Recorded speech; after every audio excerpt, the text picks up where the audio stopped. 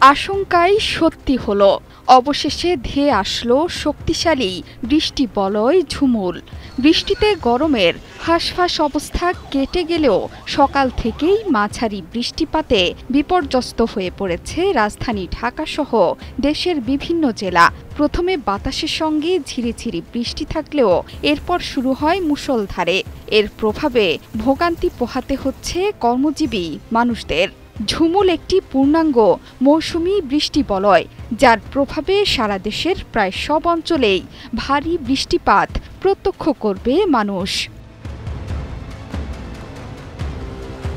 এমন অবস্থায় কিছুটা দুঃসংবাদ দিয়েছে আবহাওয়া অধিদপ্তর। তাদের বার্তায় বলা হচ্ছে, বঙ্গোপসাগরে সৃষ্টি হওয়া সুস্পষ্ট লঘুচাপটি নিম্নচাপে পরিণত হয়েছে, যে কারণে সারা দেশে বৃষ্টিপাত হচ্ছে।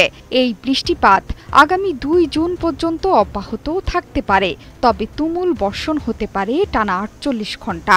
তবে এবারের পবিত্র ঈদুল আজহাতেও বৃষ্টিপাতের সম্ভাবনার কথা উড়িয়ে দেয়া যাচ্ছে না।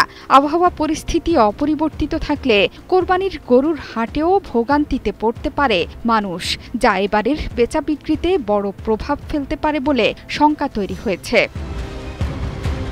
বর্তমানে উত্তর পশ্চিম বঙ্গোপসাগর এবং তৎসংলগ্ন এলাকায় অবস্থানরত সুস্পষ্ট লঘুচাপটি ঘনীভূত হয়ে নিম্নচাপে পরিণত হওয়ায় সবগুলো সমুদ্র বন্দরকে ৩ নম্বর স্থানীয় সতর্কতা সংকেত দেখাতে বলা হয়েছে। নিম্নচাপের প্রভাবে ময়মনসিংহ, ঢাকা, চট্টগ্রাম, খুলনা, বরিশাল ও সিলেট বিভাগের অধিকাংশ জায়গায় ভারী থেকে অতি ভারী বৃষ্টি হতে পারে।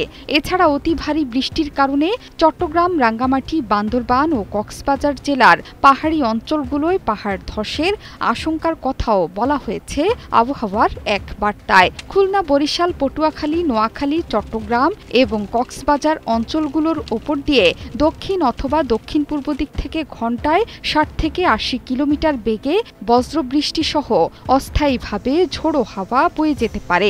এসব এলাকার নদীবন্দরগুলোকে ২ নম্বর নৌ হুঁশিয়ারি সংকেত দেখাতে বলা হয়েছে। এছাড়াও অন্যান্য অঞ্চলগুলোর ওপর দিয়ে দক্ষিণ অথবা দক্ষিণ পূর্ব দিক থেকে ঘণ্টায় ৪৫ থেকে ৬০ কিলোমিটার বেগে অস্থায়ীভাবে দমকা বা ঝোড়ো হাওয়া সহ বজ্রবৃষ্টি হতে পারে।